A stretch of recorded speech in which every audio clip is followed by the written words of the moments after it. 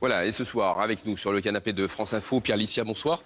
Vous êtes le porte-parole des jeunes avec François Fillon, des jeunes fillonistes. Une réaction à ce sondage, votre candidat qui n'arrive pas à retrouver la troisième place, la deuxième place et même la première. Ça vous inquiète? On est à 15 jours du premier tour. Alors, je dois dire qu'en filloniste de la première heure, c'est toujours un peu compliqué pour moi de commenter des sondages comme cela, parce qu'on a eu l'expérience depuis la primaire de la droite et du centre, où 3 semaines avant le premier tour de la primaire, François Fillon était autour de 10% et était donné perdant par toutes les études d'opinion. Donc finalement, on s'est rendu compte Donc vous y croyez encore là? En fait, tout se cristallise vraiment, véritablement, dans les derniers jours. Et là, on voit aujourd'hui... On s'en approche quand même des derniers jours. Et c'est justement là, dans les prochains jours, dans les 2 dernières semaines, puisque ce sont les 2 dernières semaines avant le premier tour, que tout va se cristalliser. Et ça va se cristalliser sur, tout simplement, les projets des uns et des autres. Et on voit finalement, à travers ces sondages-là, que les courbes ont tendance à se rapprocher, que les écarts qui étaient au début assez importants ont tendance à se rapprocher. Et François Fillon n'a pas perdu des points sur son programme, puisque tout le monde, ou enfin beaucoup de gens à droite et même au-delà, louent la qualité de son programme. Il a perdu des voix potentielles et dans les sondages pour l'instant à cause des affaires réelles ou présumées. Rien de plus normal. Après 2 mois d'une mise au pilori médiatique comme celle-ci, il est normal que François Fillon perdre des soutiens et des intentions de voix, et que ça se traduise dans les études d'opinion. En revanche, ce qui ne s'est pas passé, c'est qu'au final, après 2 mois de matraquage médiatique comme celui qu'il a connu là, sans précédent, il n'est pas descendu plus bas que, allez, on va dire 17%, c'est-à-dire que le noyau dur du peuple de droite qui aspire au changement, qui aspire à l'alternance, reste fidèle.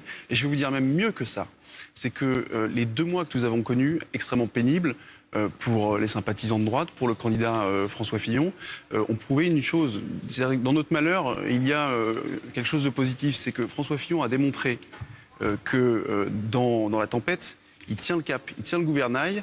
Et je dois dire que depuis 5 ans, ça nous a manqué en France d'avoir un président qui, face à la rue, face à la pression médiatique, face aux différentes pressions et à ses propres fondeurs, tient le cap, reste fidèle à son projet et reste fidèle à ses convictions. Alors, le capitaine du bateau Les Républicains était dans la matinale de France Inter ce matin. Il a une nouvelle fois accusé François Hollande d'être à la manœuvre dans l'affaire des emplois présumés fictifs de sa famille. Il est temps de passer à autre chose, non ?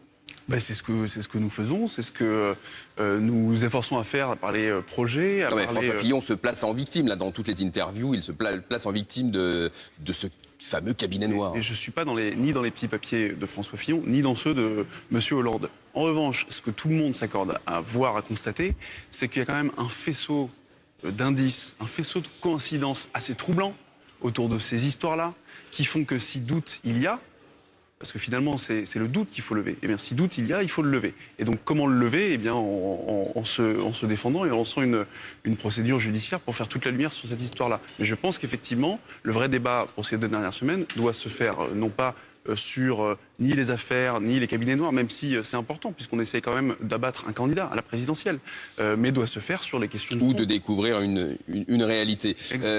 Pour voir la réalité de l'homme François Fillon, je vous propose de voir ce reportage. Est-ce que vous savez comment était François Fillon lorsqu'il était adolescent? Il était limite rebelle, ça peut vous étonner. Pierre Licia, porte-parole des jeunes fillonistes, il y a une info que vous ne connaissiez pas. Renvoyé 2 fois de son lycée.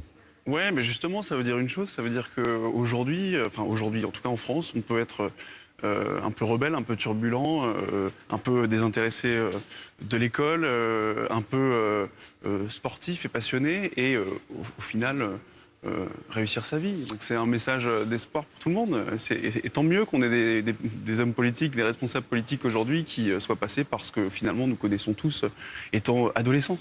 Merci Pierre Licia d'être venu sur le plateau de France Info. Merci à vous.